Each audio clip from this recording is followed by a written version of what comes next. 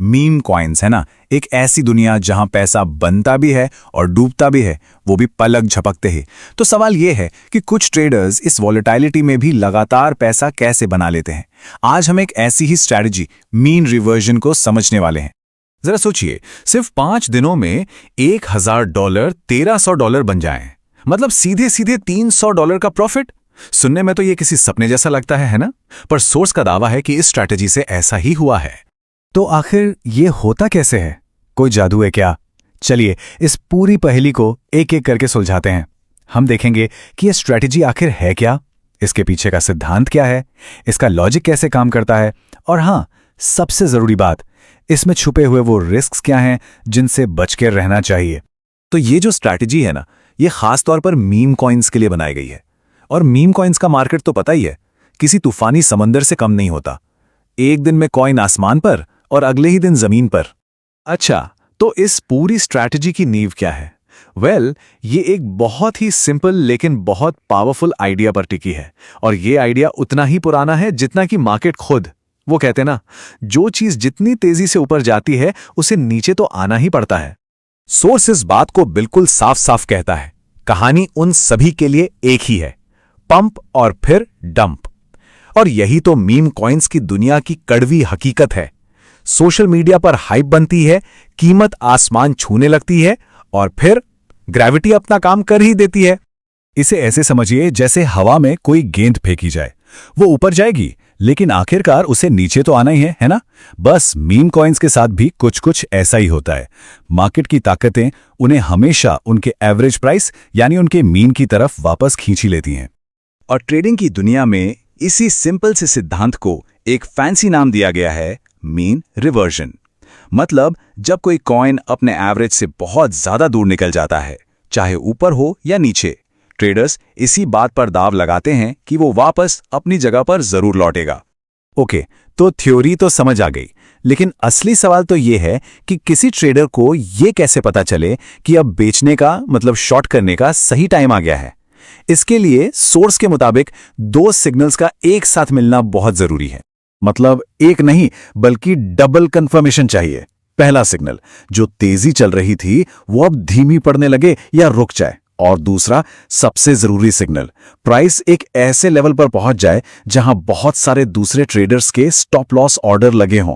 जैसे ही प्राइस वहां टकराता है, वो सारे स्टॉप लॉस हिट होते हैं और एक साथ बिकवाली शुरू हो जाती है जो गिरावट को और भी तेज कर देती है। अब एक मिनट सोचिए, मार्केट में सैकड़ों मीम कॉइन्स हैं और उनकी कीमत सेकंडों में बदलती है। क्या यह मुमकिन है कि कोई इंसान इन सब पर एक साथ नजर रखे और बिल्कुल सही टाइम पर ट्रेड ले पाए? नहीं, यह प्रैक्टिकली इम्पॉसिबल है। और बस यहीं पर एंट्री होती है टेक्नोलॉजी की, यानी एक एल्गो की। और ये स्लाइड इंसान और मशीन के बीच का फर्क एकदम साफ दिखाती है। एक इंसान जाहिर है थक सकता है, सो सकता है, उसका ध्यान भटक सकता है, लेकिन एक एल्गोरिदम, वो तो 24/7 बिना थके, बिना किसी इमोशन के, बस मौके की तलाश में पूरे मार्केट को स्कैन करता रहता है। तो सवाल यह है कि इस ऑटोमेटेड ट्रेडर को अपने लिए काम पर कैसे लगाया जाए। चलिए, सोर्स में जो सेटअप प्रोसेस बताया गया है उस पर एक नजर डालते हैं। तो प्रोसेस कुछ स्टेप्स में बटा हुआ है। सबसे पहले डेल्टा एक्सचेंज या कॉइन स्विच जैसे किसी एक्सचेंज पर अकाउंट बनाना होगा।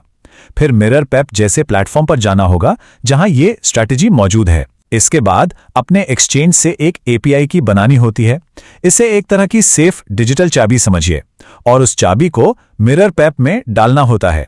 और बस आखिर में मीन रिवर्जन स्ट्रैटेजी को चुनकर उसे अपने अकाउंट को कॉपी करने की परमिशन देनी होती है।